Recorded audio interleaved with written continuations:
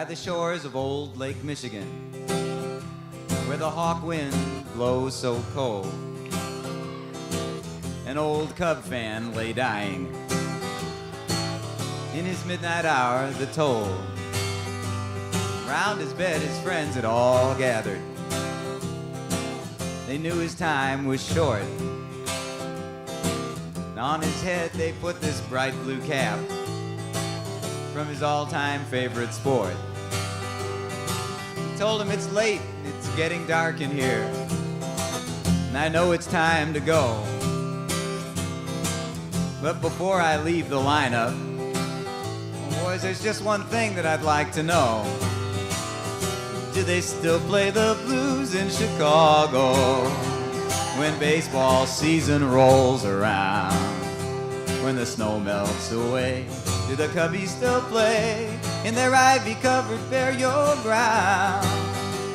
When I was a boy, they were my pride and joy, but now they only bring fatigue to the home of the brave, the land of the free, and the doormat of the National League." He told his friends, "You know the law of averages says anything will happen that can." That's what it says. But the last time the Cubs won a National League pennant was the year we dropped the bomb on Japan. The Cubs made me a criminal, sent me down a wayward path. They stole my youth from me, that's the truth.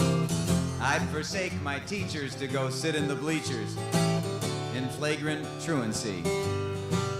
And then one thing led to another.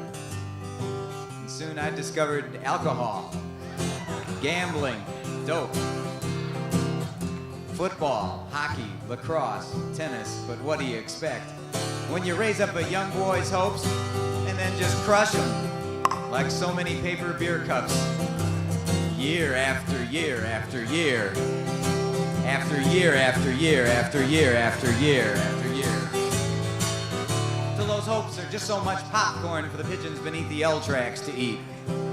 He said, "You know, I'll never see Wrigley Field anymore before my eternal rest. So if you have your pencils and your scorecards ready, I'll read you my last request."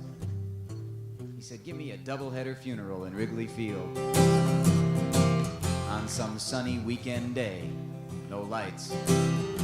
Have the organ play the national anthem, and then a little na-na-na-na, hey-hey-hey, goodbye. Make 6 bullpen pitchers carry my coffin, and 6 groundskeepers clear my path. Have the umpires bark me out at every base in all their holy wrath. It's a beautiful day for a funeral.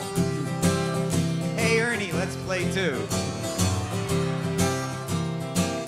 Somebody go get Jack Brickhouse to come back and conduct just one more interview. Have the Cubbies run right out into the middle of the field. Have Keith Moreland drop a routine fly. Give everybody 2 bags of peanuts and a frosty malt, and I'll be ready to die. Build a big fire on home plate out of your Louisville Slugger baseball bats and toss my coffin in.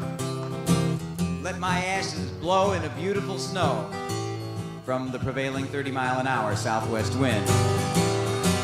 And when my last remains go flying over the left field wall, we'll bid the bleacher bums adieu. And I will come to my final resting place out on Waveland Avenue. The dying man's friends told him to cut it out.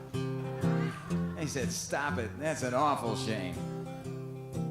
He whispered, "Don't cry, we'll meet by and by near the Heavenly Hall of Fame."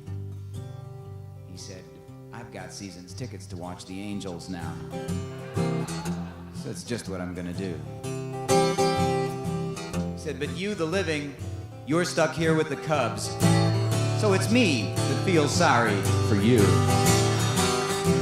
And he said, "Oh, play that Lonesome Losers tune. That's the one I like the best." Closed his eyes and slipped away. Those Scotty, it was the dying Cub fans' last request, so here it is.